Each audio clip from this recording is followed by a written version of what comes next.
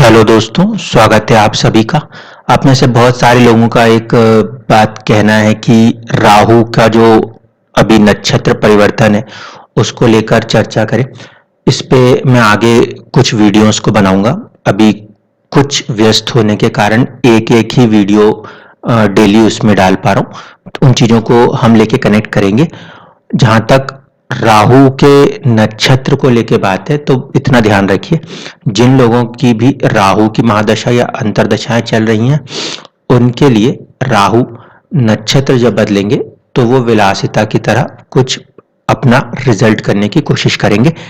Individual लग्नों के ऊपर क्या प्रभाव होगा ये इस पे निर्धारित होगा कि आपकी अपनी लगन कुंडली में शुक्र किन भावों के स्वामी बनते हैं।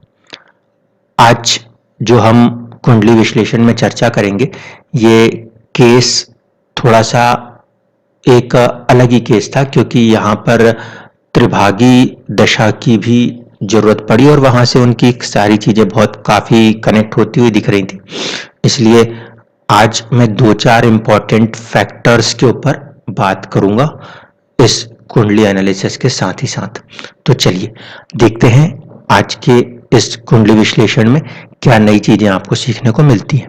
सबसे पहले तो ये कि ये जो कुंडली बन रही थी ये बन रही थी 4 नंबर से। 4 नंबर का मतलब है कर्क लगन से ये कुंडली बन रही थी। अब इस कुंडली के अंदर चीजों को पहले समझने की कोशिश करें। फर्स्ट हाउस जो है वहां का स्वामी, यानी कि जिसे हेल्थ को रिप्रेजेंट करना है, वहां का स्वामी चंद्रमा वो पंचम भाव में बैठे हैं, जहां पे उनके लिए वो राशि नीच राशि मानी जा सकती है। चंद्रमा नीच इसलिए नहीं है क्योंकि वो ऑलमोस्ट 5 डिग्री पर हैं। चंद्रमा नीच होते हैं तो 3 डिग्री के आसपास होते हैं, तो वो जो उनका एक्चुअल नीच वाला पॉइंट है वो उसको क्रॉस कर चुके हैं, इसलिए चंद्रमा को नीच नहीं कहा जाएगा। लेकिन फिर भी राशि जो है उसका प्रभाव कहीं ना कहीं रहेगा, तो थोड़ा सा इम्पैक्ट 5th हाउस और साथ ही साथ कहीं ना कहीं हम कह सकते हैं कि चंद्रमा क्योंकि मन का कारक है तो थोड़ा सा दुखी रखने की क्षमता उस चंद्रमा में नजर आती है। एक चीज, दूसरी चीज ये कि जो लगन आ रहा था वो आ रहा था 11 डिग्री पे और नक्षत्र जो था वो था पुष्य नक्षत्र। तो जब पुष्य नक्षत्र है तो इसके स्वामी जो हैं वो होंगे आपके शनिदेव। इस वजह से जो सोचने का ढंग है उसमें चीजें जो होंगी वो थोड़ी सी लेट सी होंगी। दूसरा, 7th हाउस में क्योंकि शनि बैठे हुए हैं, जहां पे उनके पास दिग्बल आ जाता है, ठीक है, डायरेक्शनल स्ट्रेंथ आ जाती है। इस लिहाज से देखा जाए तो जो लगन है यानी कि जो सोचने का तरीका है वो काफी बहुत ही स्ट्रॉन्ग डोमिनेंट हो जाएगा। रीजन कि आपका फर्स्ट हाउस का mid point Lord directional strength gain कर रहा है। अब शनि जैसा ग्रह जब डायरेक्शनल स्ट्रेंथ गेन करता है तो शनि की क्वालिटीज को बढ़ा देता है। एक होता है अकेलापन, दूसरा होता है चीजों में डिले होना। लेकिन ये प्लस पॉइंट होता है कि श्योरिटी है, शनि चीजों को देते जरूर है, डिनाई नहीं करते, बट देर से देते। ये कंडीशन समझ में आती है। दूसरी चीज जो इस कुंडली में हो रही थी वो ये कि शनि और सूर्य में जो डिग्री का डिफरेंस है वो बहुत ही कम है। सूर्य 14 डिग्री पर है तो वहीं जो आपके शनि है वो 15 डिग्री है, यानी कि जस्ट 1 डिग्री का डिफरेंस है, जिसमें कि सूर्य जो है वो शनि की तरफ बढ़ रहे हैं। ठीक है, इस चीज को कैसे समझे, यहाँ पे इसे अस्त माना जाए तो मोस्टली हाँ अस्त माना जा सकता है, लेकिन एक कंटेक्स्ट और आता है वो ये कि शुक्र और शनि ये अस्त भी हों तो भी ये अपने प्रभाव को नहीं छोड़ते। रीजन ये कि इसमें से शुक्र के पास अपनी ही कहीं ना कहीं एक प्रकाश होता है, और दूसरा ये कि शनि जो है वो बहुत ही ज्यादा दूर रहने वाले ग्रह हैं जब हम सौरमंडल के इसमें देखते हैं, इस वजह से। तो यहाँ पे थोड़ा सा इम्पैक्ट तो आएगा, ऐसा नहीं है कि इम्पैक्ट ना आए, लेकिन इम्पैक्ट क्या है, प्रोफेशन के ऊपर, कारकत्व के ऊपर आएगा, बाकी की चीजों पे इतना ज्यादा प्रॉब्लम नहीं देखने को मिलेगी। तो ये प्लस पॉइंट है। इसके साथ ही साथ जो है बुध, मर्क्यूरी, वो भी कनेक्ट हुए हैं शनि के साथ और सूर्य के साथ। तो आपके 7th हाउस में कुछ योग बनेंगे। अब जो योग हैं उनको समझने की कोशिश करते हैं। 7th हाउस में जो योग बन रहा है, 7th हाउस का लॉर्ड 7th हाउस में, ये पहला पंच महापुरुष योग में से कंसिडर हो सकता है। दूसरा, सूर्य साथ में आके बैठे हुए हैं। सूर्य जो है वो 2nd हाउस के लॉर्ड है। 2nd हाउस का लॉर्ड सूर्य, जो कि देखा जाए तो न्यूट्रल हाउस है, उनका संबंध केंद्र से हुआ है, इसलिए कहीं ना कहीं वो भी थोड़ा सा पॉजिटिव होंगे। दूसरा कि कॉम्बिनेशन जो है वो बन रहा है आपके बुध से। बुध जो है वो 12th हाउस के भी स्वामी बन रहे हैं और 3rd हाउस के भी स्वामी बन रहे हैं। ऐसे में अगर बात की जाए तो यहाँ पे जो योग फॉर्म होगा वो थोड़ा सा चैलेंजिंग योग होगा। ठीक, क्यों, रीजन समझ लीजिए। 3rd हाउस और 12th हाउस ये दोनों के दोनों कहीं ना कहीं त्रिषणाय हाउसेस में आते हैं, और आपका शनि जो है वो 8th हाउस का लॉर्ड हुआ। इसकी वजह से यहाँ पे कॉम्बिनेशन है 8th house Lord, 12th house Lord, 3rd house Lord. ठीक, इसकी वजह से इसको हम एक तरह से विपरीत राजयोग परिस्थिति मान सकते हैं, मगर इसका जो इम्पैक्ट आ रहा है वो साझेदारी और विवाह के ऊपर देखने को मिलता है। ठीक, इसका मतलब है कि कोई एक चीज थोड़ी सी खराब होगी और दूसरी चीज को डेवलप करने का प्रयास जरूर करेंगे। इसके बाद जो आपका 6th हाउस है उसमें भी आपके पास 3 ग्रह नजर आते हैं। इसकी वजह से कहीं ना कहीं जो प्रारब्ध कर्मा है उसमें बहुत सारी चीजें इन्वॉल्व है। एक उसमें इन्वॉल्व है आपका 5th हाउस, एक उसमें इन्वॉल्व है आपका 10th हाउस, क्योंकि मंगल आके बैठे हुए, at the same time Venus आके बैठे हैं, यानी कि 4th हाउस जो हम कह सकते हैं प्रॉपर्टी रिलेटेड या मन की खुशियां, वो भी, और साथ साथ आपका जो गेन है 11th हाउस लॉर्ड, वो भी, ये भी प्रारब्ध में कहीं ना कहीं आपस में कनेक्ट है।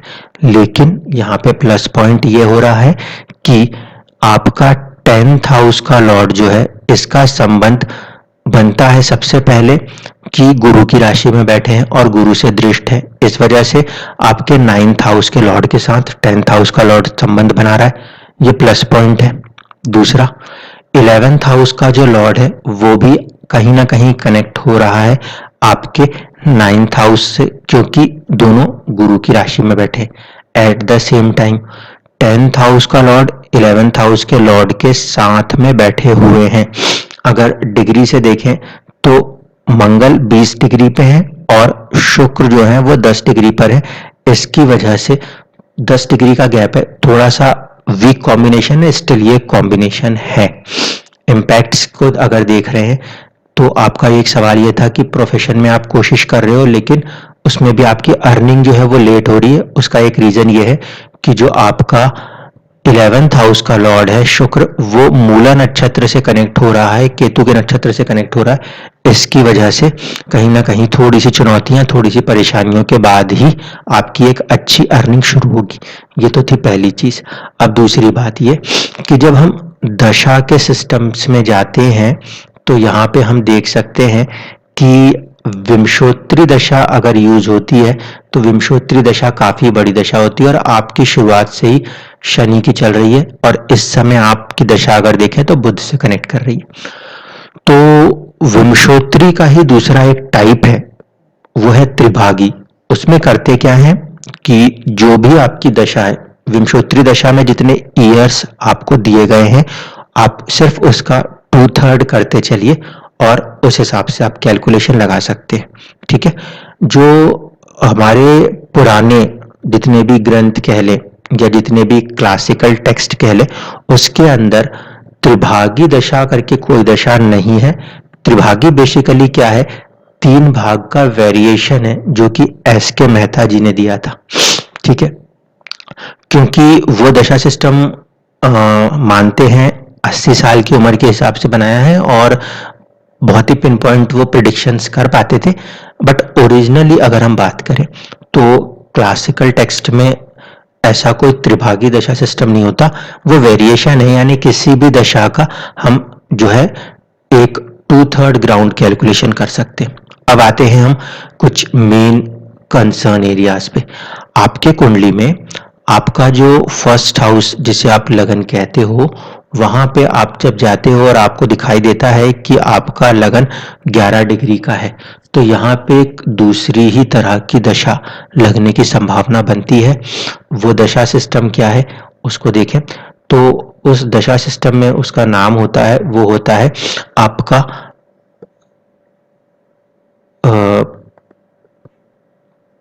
एक आप पे आएगी पंचोत्री दशा।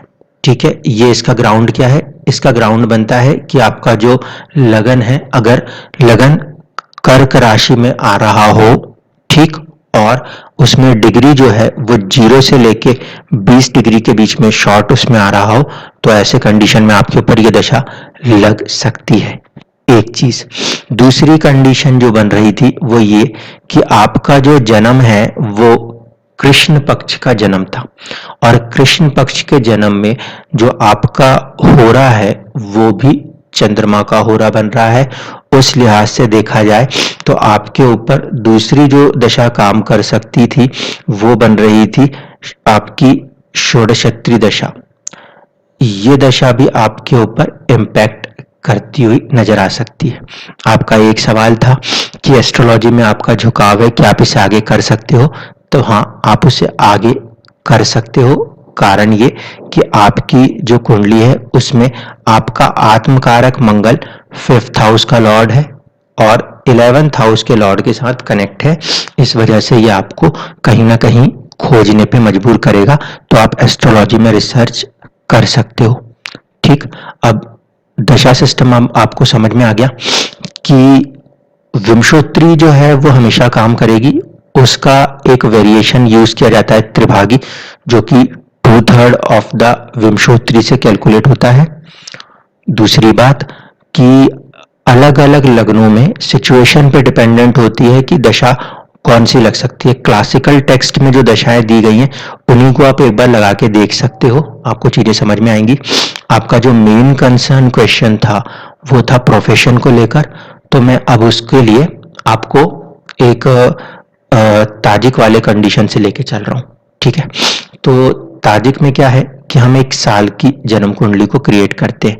इस साल की जन्म कुंडली हम 2022 से अगर कनेक्ट करें तो हम देखेंगे कि आपका जो सिस्टम डेवलप होगा उसमें आपको मुंथा और साथ साथ एक और चीज होती है, इसे कहते हैं सहम।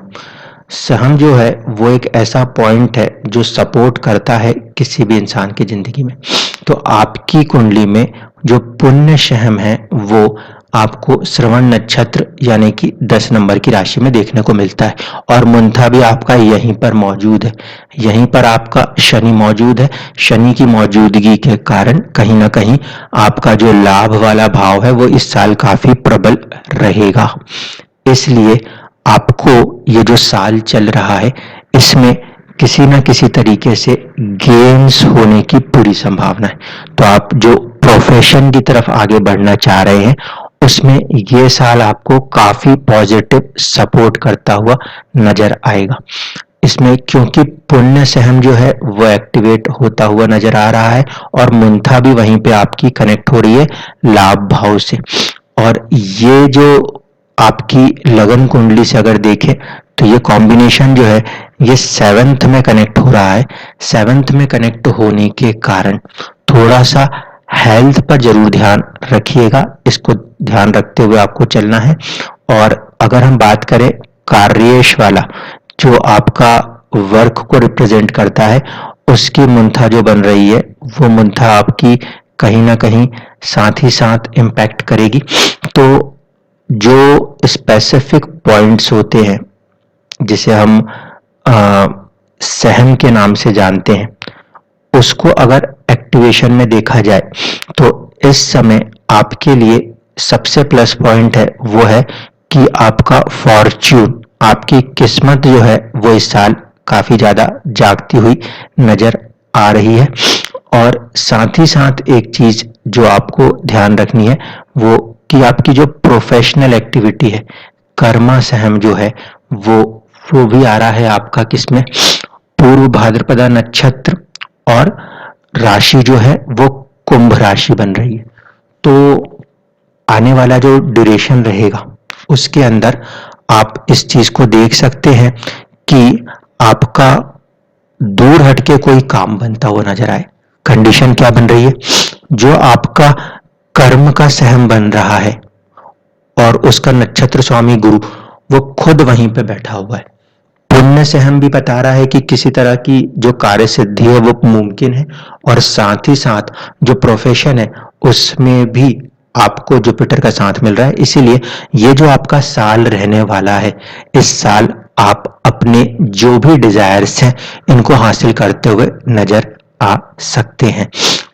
और आपका जो ओरिजिनल D10 बन रहा था, ओरिजिनल D10 में आपका क्योंकि सबसे ज्यादा प्रभाव जो है वो शुक्र का नजर आता है, इसीलिए बैंकिंग सेक्टर के अंदर आप ज्यादा अच्छी सफलताएं करते हुए देख सकते हैं। यहाँ पे जो आपका कार्य सहम आ रहा है वो इसी जगह पे मौजूद हो रहा है, इसीलिए आपके लिए ये ईयर फ्रूटफुल रह सकता है। बाकी श्रोताओं के लिए अब मैं कुछ चीजें बता रहा हूं, उनको ध्यान रखिएगा। हर कुंडली में हर भाव के साथ जन्म के साथ ही कहीं ना कहीं एक स्पेसिफिक पॉइंट एक्टिवेट होता है जो कि वो रिजल्ट हमेशा करता है। जैसे कि यहाँ पे पुण्य सहम है, कर्म सहम है, इस तरीके से कुल मिला के 50 पॉइंट्स होते हैं जो एक्टिवेट हो रहे होते हैं। और जब ईयर कुंडली होती है, जैसे मैंने यहाँ ताजिक चार्ट को यूज किया, जो ईयर कुंडली होती है उसमें जब वो पॉइंट्स एक्टिवेट हो रहे होते हैं तो जिंदगियों में वो काम हो रहे होते हैं। ये बात एक ध्यान रखिएगा। दूसरा, दशा के अंदर त्रिभागी जो है, त्रिभागी इज एक्चुअली 2/3 ऑफ एनी दशा सिस्टम है, ये मान के चलिएगा।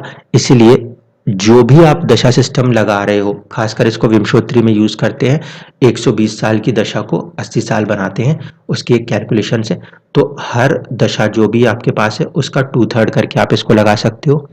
तीसरी बात, जब स्पेशल लगन्स बनते हो तो क्लासिकल टेक्स्ट के हिसाब से दूसरी तरहों की दशाओं का भी आप एप्लीकेशन करके देख सकते हो। आपके केस में आपको 2 स्पेशल दशाएं मिली हैं, उनसे आप अपनी जिंदगियों को मैच कीजिएगा तो आप बहुत अच्छे से चीजों को पकड़ लेंगी। क्योंकि आपका यही एक सवाल था कि दशा किस तरह क्या चल रही है प्रोफेशन की तरफ, तो यस, प्रोफेशन का राइज इस ईयर में आपको देखने को मिल जाएगा। धन्यवाद।